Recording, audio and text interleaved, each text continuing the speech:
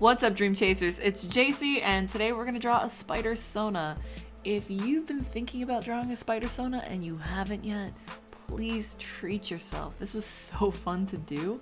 I know a lot of people get kind of weird about, like, if you don't jump on a challenge in the first week, it's like you missed it, but I think honestly that's just a really weird, unhealthy, unfun way to think about art challenges.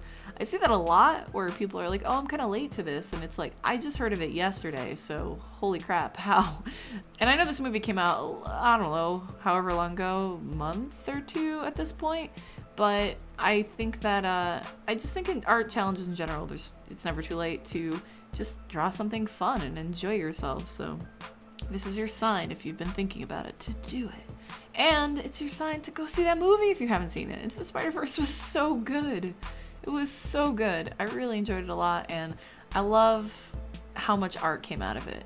I really have to say props to everybody, too, especially who came up with the Spidersona based on some kind of breed of spider, and they did all this research and designed something that like looked really cool and had all these abilities based on like a real life spider. You guys are MVPs. I was not about to go look up types of spiders and look at pictures of spiders because that sounds horrifying, which is funny because I really love Spider-Man. Spider-Man's probably my favorite superhero, but I couldn't do that. So that's why my Spidersona has kind of a generic design, a generic spider logo, because my inspiration did not come from that. My inspiration actually came from, I just kind of sat around and looked at Spidersonas and the ones that I really liked, and I really dig Spider-Man costumes in general that are like dark and have, you know, just like a little accent of color. I think they're cool looking. I love the classic, you know, blue and red, but I think it's fun when it's like black with like a little bit of white or yellow or something. So I wanted to do something kind of like that, especially because I tend to wear a lot of black and gray and navy and dark colors. So I thought my Spidersona probably would too. I had actually kind of toyed around in my head about maybe doing a trans Spidersona with like the pink and blue and white, which I think would be really cute, and I haven't seen any. If there are some or you've drawn one, show me in the comments. I'd love to see it because I think that'd be adorable, but I just didn't feel like it was me because like I don't wear those kind of soft colors and stuff. But I was kind of like sparked by that idea to think, oh, you know what would be cool though is the non-binary flag. It has yellow, white, purple, and black, and I was like, I'll lean really heavy on the black and just kind of use those other colors as an accent. And the stripes, the idea of like a white stripe made me think of a jacket that I actually own, which is basically the jacket that my Spidersona is wearing. It's like a denim jacket with like, it has kind of like a velvety sort of material for like the sleeves and the hood, and then it has like white stripes on like the cuffs and like in a few spots, and I just really liked the look of it, and I thought, oh yeah, there we go. That's how I bring that like kind of cool streetwear element into my Spidersona. And then of course, after I drew my original sketch and showed it to some friends, they were like, yeah, okay, but where's the bread? Which, yeah, that's fair. Anytime I draw something that is a Sona or an OC of me, it has to have bread. So, and if you don't understand the bread reference, definitely check out my Twitch streams at twitch.tv/JaceyChase, and you'll get it really quick. I also really wanted to make my Spidersona kind of like chubby and have, you know, sort of like chubby legs and be a little bit short. My original sketch was kind of elongated compared to what I think I was going for. I tend to do that traditionally for some reason, but I kind of don't do that as much digitally. I think for some reason, like, it's just my old habits kind of come out when I'm drawing traditionally, and a lot of my early art as a kid was influenced by, you know, like 90s X-Men comics and Sailor Moon and, you know, kind of characters that were like very thin and tall, and it just kind of just comes out naturally. I think for some reason when I do digital art, I'm able to kind of correct that a little bit, and I think I overcorrect because I think the version of this character on the left, that sketch, looks like a little bit too short maybe. I think I kind of nailed the proportions for what I was going for by the time I got to the kind of action pose though, so I'm happy with that. But despite kind of my flaws with traditional art, I really like to sit down and sketch something out traditionally before I do it digitally. I think it really helps you just kind of get the idea down without worrying about, you know, proportions and making changes. I tend to, when I draw digitally, I'll resize things a lot, I'll erase things a lot, I'll play with like the warp tool and kind of move things around.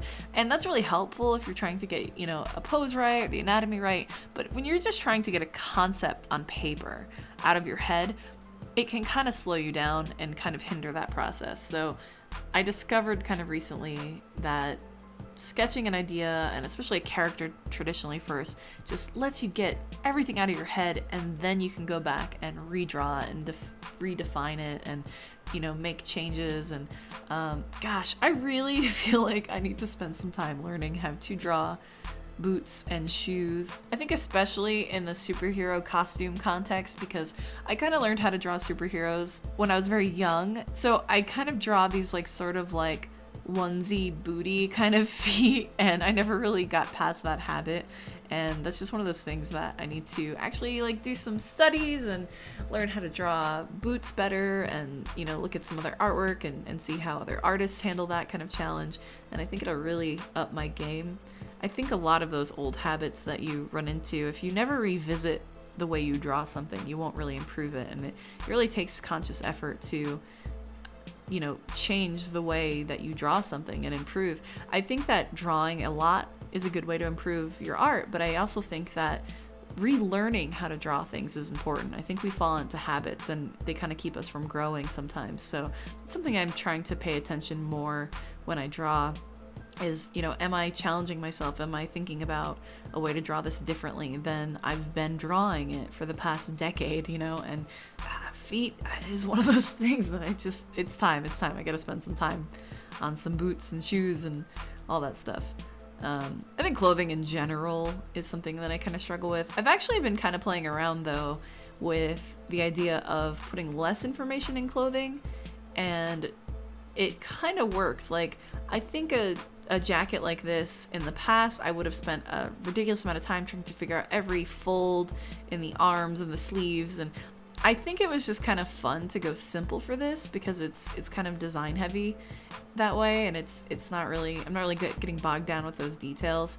I just listened to an interview with Rebecca Sugar recently on a podcast called The Art of Something, The Art of Process, with Amy Mann and Ted Leo, and it was really interesting. And she talked about how she used to draw with a lot of information and a lot of detail, and she's been kind of working towards a style that, you know, you're getting your ideas across with less information. And I think there's something kind of cool about that, especially if you're interested in like comics or cartoons or anything where you're drawing the same character a lot. If you can kind of simplify an idea but still get it across. And I definitely feel like this jacket comes across without all of that extra detail, and I like it as a design. I think it's solid. So for my traditional sketch, I just kind of used some black ink to, you know, make that webbing effect. I ended up kind of not liking it digitally. The mask is something else I didn't really like. I started off with my sketch here kind of following that template and drawing the mask and all the features the same way, and I just ended up really not liking the look of it. So you'll see in a second here, I kind of tweak all of that because it just felt a little boring. So I added that kind of lighter webbing look, and I think that looks a lot sharper. It just like pops a lot more. It looks a lot cooler, I think. And I did really dig that effect. The mask was something else that I just felt like didn't really translate well. And something about, I don't know, the lines on the face just kept looking weird to me. And I was looking at like Spider-Man, the original Spider-Man costume, and thinking maybe I just need that like webbing on the face. I couldn't figure it out with the markings that I had already added, so I got rid of those. And then I came up with this, where it's kind of like this split webbing thing. So it kind of combined both, like that original Spider-Man, you know, webbing look on the mask, but also sort of what I was doing before. And I really like the look of that. I think it looks cool. And then at this point I remembered, oh yeah, a spider logo on the chest would definitely make this look finished, because I was looking at it like, it doesn't look finished, and I don't know, that's why. So I just drew kind of a generic spider logo. It's not based on any particular spider, and it's a little crooked and asymmetrical, But that's okay. We're not gonna think about that. We're just gonna move on. I think the design really came together by the time I got to this part of the drawing. I think the first drawing, the one on the left, and the original sketch I did were helpful to figuring out, okay, what is this costume and what does it look like and how does it kind of work? And it really, though, it comes together, I think, with this kind of more action pose. I really like, especially how the colors came together and the jacket. I think it was fun. It was really hard to kind of figure out, like, what is me? What represents me? And it was fun because that's an actual jacket that I own. That's actual bread that I put on my head, and the non-binary flag colors.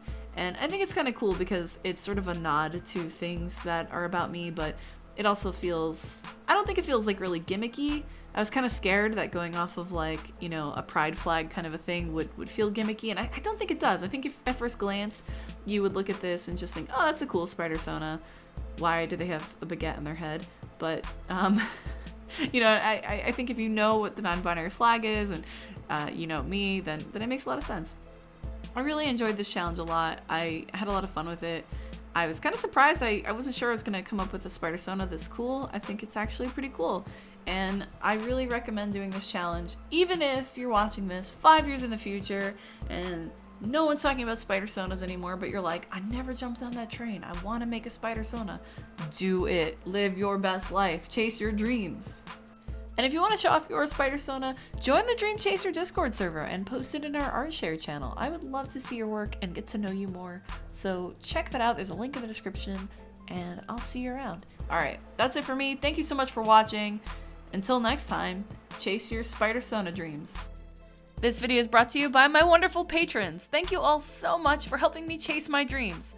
Join me on Patreon to get your name in the credits, have early access to videos, artwork, bloopers, a monthly coloring contest, and a bunch of other stuff. Go to patreon.com/JaceyChase for more info.